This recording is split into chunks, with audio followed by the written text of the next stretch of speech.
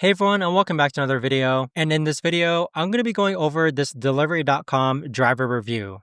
So this video is going to be useful for individuals who are deciding whether or not to do delivery.com driving. And so I've been doing it for about 8 months now. And I must say that it's definitely one of the lesser known delivery apps out there. But here are some things that you have to be aware about. Now let's start off with the pros with delivery.com. You do have flexible hours. You do get to work on your own time.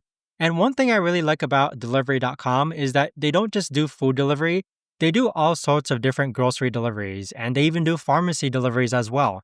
So there's more variety in the types of orders that you can take, but the downside is that it's not available in as many cities as bigger apps like DoorDash and Uber Eats. Now, the biggest cons of delivery.com though is that although your hours are flexible, you are going to have to put in the hours still. And what I mean by that is if you decide to work 3 hours in the morning, 4 hours in the evening, you're still putting in 7 hours of work. Some days you'll get decent tips, other days you won't with delivery.com.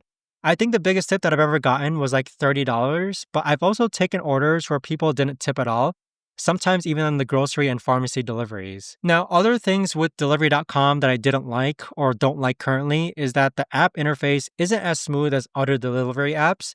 Sometimes it glitches out or takes forever to load, and unlike the bigger apps where you get instant notifications, delivery.com sometimes has delays in showing you new orders, which can be really frustrating when you're trying to stay busy. Now, with delivery.com though, one thing to keep in mind is that you do have to take into account wear and tear of your car and also gas. So let's say that you get an $18 payout, about like $12 of that should actually be yours.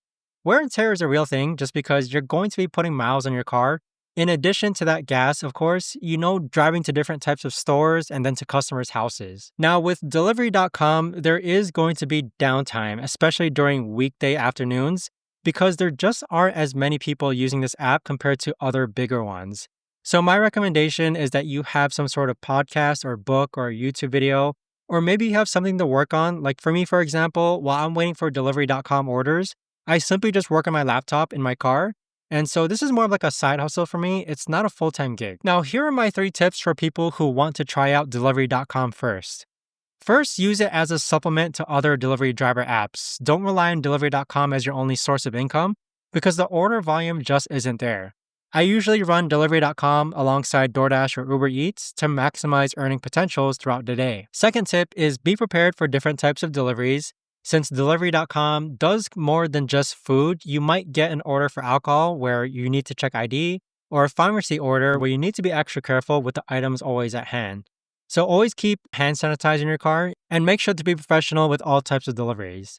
Now, the third tip is to focus on areas where delivery.com is more popular, usually in bigger cities or areas with more young professionals who are likely to use lesser known apps.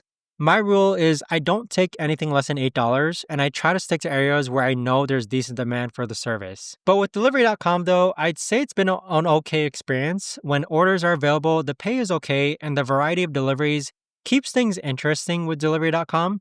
Support is pretty responsive. When you run into any issues though, sometimes it takes a bit longer to get through compared to other bigger apps. So with that being said, if you're considering trying delivery.com, I'd say just try it out. You won't know until you try it, but definitely don't make it your primary delivery app use, as make it as like a backup because there's other bigger apps which I do think pay out better. But I hope you found this video helpful, guys. Thanks so much for watching. If you guys have any comments, let me know down below.